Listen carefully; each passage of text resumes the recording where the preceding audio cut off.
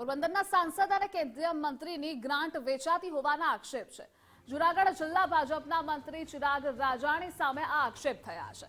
મેંદરડાના સરપંચ પૂર્વ સાંસદ દિનુ સોલંકીને રજૂઆત પણ કરી છે. દિનુ સોલંકીના માલણકામાં આવેલા ફાર્મ હાઉસ ખાતે એકઠા થયા હતા. દિનુ સોલંકીએ કેન્દ્રીય મંત્રી મનસુખ માંડવિયાને આ સમગ્ર મામલાની જાણ કરી. ગ્રાન્ટ માટે ટકાવારી આપવી પડે તેવી માંગણી કરી. ચિરાગ રાજાણી સાંસદ અને ધારાસભ્યના મેંદરડા તાલુકાના પ્રતિનિધિ છે. હવે આ સમગ્ર મામલો દિલ્હી સુધી પણ પહોંચી ગયો છે.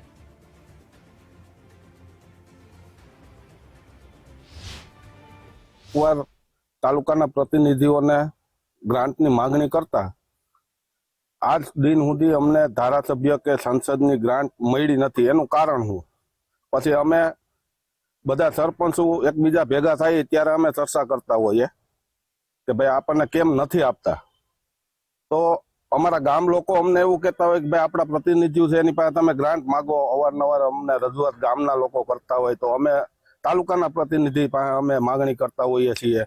તો અમને વાલા દોલા તરીકે અમને ગણીને અમને કોઈ પણ જાતની કઈ જિલ્લા આપણે ધારાસભાની કે લોકસભાની ગ્રાન્ટ અમને આપવામાં આજ દિન સુધી આવી નથી. અને જો કે તમારે ગ્રાન્ટ જોતી હોય તો કામ અમે કરીએ અને અથવા તો ભાઈ એને ટકાવારી જોતી હોય એવી રીતની અમારે એને વર્તન થાય છે. અને તાલુકાના પ્રતિનિધિ તરીકે જો આવું સરપંચને સામે વર્તન કરતા હોય તો અમારે ક્યાં જવાનું? અમારે ગામના વિકાસ કઈ રીતે કરવા? અને આજ મુદ્દે એસોસિએટ એડિટર ધર્મેશ વૈદ્ય જોડાયેલા છે. ધર્મેશ, ગ્રાન્ટ વેચાતી હોવાના આક્ષેપો થયા છે. આગો મામલો શું છે, જણાવશો? ધ્રુવી સાહેબ, ભાજપ માટે એક સ્તબ્ધતાવાળો મુદ્દો, સવાલ સર્જનારો મુદ્દો બન્યો છે કે જે પોરબંદર લોકસભા મત વિસ્તારમાં મેંદરડા અને માણાવદર આવે છે, કેશોદ પણ આવે છે.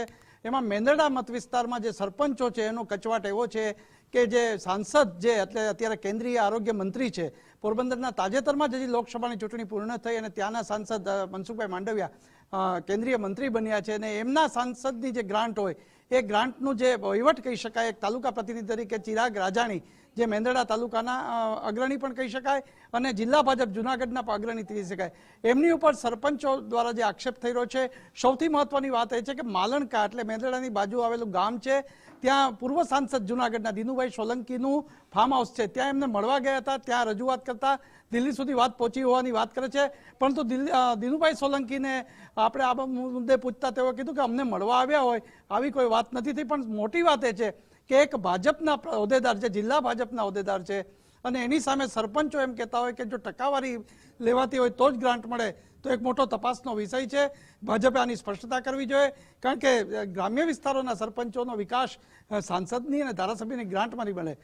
જો ચિરાગ જે રાજાણી છે એ આમનો ધારાસભ્ય જે અરવિંદભાઈ છે માણાવદરના, એમનો પ્રતિનિધિ અને સાંસદનો પ્રતિનિધિ તરીકે, તાલુકા પ્રતિનિધિ તરીકે કાર્યરત છે અને જૂનાગઢ જિલ્લા ભાજપમાં પણ છે. તો સાચું શું એ એમને ખરાઈ કરવી જોઈએ. આપણે એમનો સવારથી સંપર્ક પણ કરીએ છીએ, મીડિયાથી દૂર રહે છે. પણ મોટી વાત એ છે કે જો આટલા વર્ષોથી અગ્રણી તરીકે કરતા હોય અને જો આવા આક્ષેપો થયા હોય તો દૂધનું દૂધ ને પાણીનું પાણી થવું જરૂરી છે. જી ધર્મેશ, જોડાવા બદલ આભાર આપનો. તો પોરબંદરના સાંસદ અને કેન્દ્રીય મંત્રીની ગ્રાન્ટ વેચાતી હોવાના આક્ષેપો થયા છે. જૂનાગઢ જિલ્લા ભાજપના મંત્રી ચિરાગ રાજાણી સામેના આ આક્ષેપો છે. મેંદરડાના સરપંચે પૂર્વ સાંસદ દિનુ સોલંકીને આ અંગે રજૂઆત પણ કરેલી છે કે દિનુ સોલંકીના માલણકામાં આવેલા ફાર્મ હાઉસ ખાતે તેઓ એકઠા થયા હતા. દિનુ સોલંકીએ કેન્દ્રીય મંત્રી મનસુખ માંડવિયાને આ સમગ્ર મામલાની જાણ કરી છે. ગ્રાન્ટ માટે ટકાવારી આપવી પડે તેવી માંગણી કરી. તો ચિરાગ રાજાણી સાંસદ અને ધારાસભ્યના મેંદરડા તાલુકાના પ્રતિનિધિ છે.